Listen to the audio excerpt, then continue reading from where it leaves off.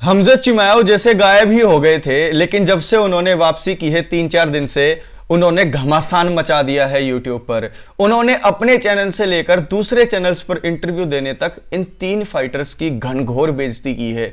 आज की इस वीडियो में मैं हमजत चिमाएव को लेकर ही आपसे बात करूंगा।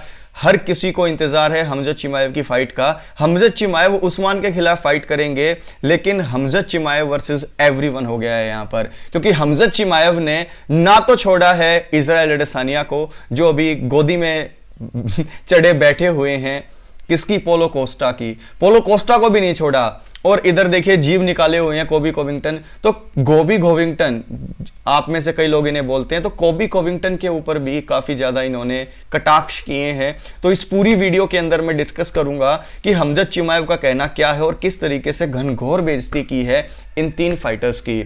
अब देखिए, बोल मैं रहा हूं लेकिन शब्द इनके हैं, वो वाली बात है। तो आप लोग हिंदी के अंदर अगर यूएफसी की फाइट्स को एंजॉय करते हैं, यूएफसी से अपडेटेड रहना चाहते हैं, तो जल्दी से वीडियो को लाइक कीजिए, चैनल को सब्सक्राइब कीजिए। और जैसे ही आप लोगों की डिमांड थी, वीडियो क्वालिटी हो चुकी है सबसे ज्यादा इंप्रूव, और बिल्कुल 4K की क्वालिटी में आप ये चीजें देख रहे हैं। अब देखिए, हमजत चिमाएव ने सबसे पहले आड़े हाथों लिया कोबी कोविंगटन को। उन्होंने बोला कि कोबी कोविंगटन अपनी पिछली फाइट कब जीता था, 2 बार तो इसका जबड़ा तोड़ दिया था उस्मान ने। अब ये बंदा 1 साल से फाइट नहीं कर रहा, अपना दांत तुड़वा कर बैठा हुआ था, और अब इसकी इतनी हिम्मत हो गई है कि अब ये जाकर सीधा फाइट करने वाला है टाइटल के लिए। अब इसका कहना यह था कि यूएफसी चाहती है कि यूएसए के फाइटर को ही जो है चैंपियन बनाया जाए, वरना मैं स्वीडन का हूं लेकिन रहता अबू धाबी में हूं, मुझे चैंपियन बनाकर क्या फायदा। इसीलिए वेस्टर्न कल्चर को या वेस्टर्न जो है कंट्रीज को खुश रखने के लिए वहां का चैंपियन बना रहना चाहिए, खासकर यूएसए का। इसीलिए कोबी कोविंगटन को बार बार मौके दिए जा रहे हैं, वरना कोई भी ऐसी बात नहीं थी कि भाई इतने दिन हो गए, इतनी फाइट मैंने दोनों डिवीजन में जीत ली, कि मुझे मौके ना मिलने चाहिए हो। दूसरी तरफ वो टूट पड़े पोलो कोस्टा के ऊपर। उन्होंने बोला कि इस पूरे डिवीजन के अंदर, कहते हैं ना कि बड़ी बड़ी बातें वड़ा पाव खाते हैं, उस तरीके का कोई फाइटर है तो वो पोलो कोस्टा है। पोलो कोस्टा अब उस फाइटर के साथ फाइट करने जा रहा है जिसको मैंने 4 साल पहले हरा दिया था यूएफसी के डेब्यू से पहले।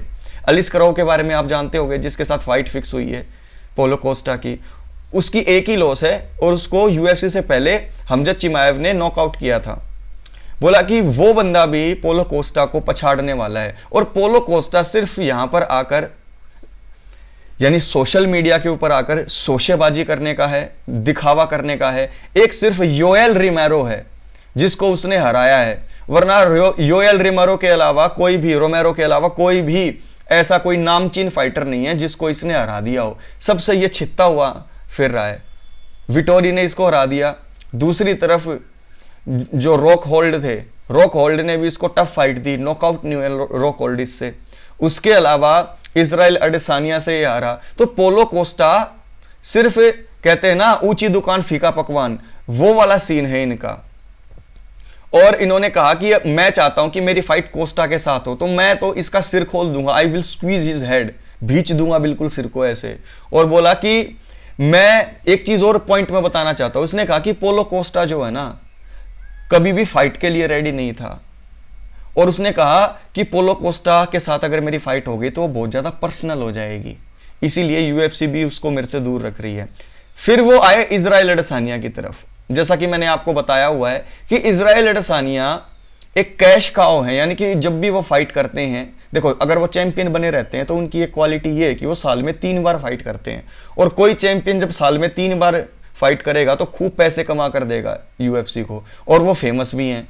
तो यहां पर यूएफसी ने इजराइल अडेसानिया को बनाया है इतने साल में, और वो अपने इतने ज्यादा पैसे कमा कर देने वाले फाइटर्स को मुझसे हरवाना नहीं चाहते, क्योंकि उसने सभी स्ट्राइकर्स को हराया है, और मैं हूं असली क्या रेसलर, ग्रैपलर।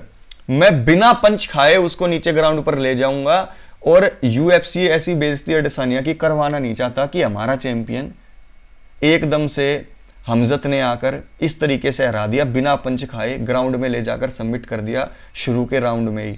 ऐसी बेइज्जती डेना वाइट नहीं करवाना चाहता, अपने पैरों के ऊपर कुल्हाड़ी नहीं मारना चाहता। तो ऐसे में हमजद चिमाव का कहना यह है कि इन 3 कार्टूनों के ऊपर ज्यादा ध्यान दिया जा रहा है, बल्कि इस बात के ऊपर लोग ध्यान नहीं दे रहे कि मैं 170 के अंदर भी टाइटल शॉट डिजर्व करता हूं, मैं 185 के अंदर भी टाइटल शॉट डिजर्व करता हूं, मैं 2 डिवीजन किंग हूं अनडिस्प्यूटेड आज के टाइम पर, लेकिन साला मुझे टाइटल शॉट नहीं मिल रहा। यहां पर बात आकर अटक रही है। सबको फाइट देखनी है हमजद की, लेकिन कोई यह बोलने वाला नहीं है कि हमजद चिमाएव को टाइटल शॉट कब मिलेगा। अरे गहरे नत्थू खैरों को दे दिया आपने 1-1, 2-2 फाइट कराकर।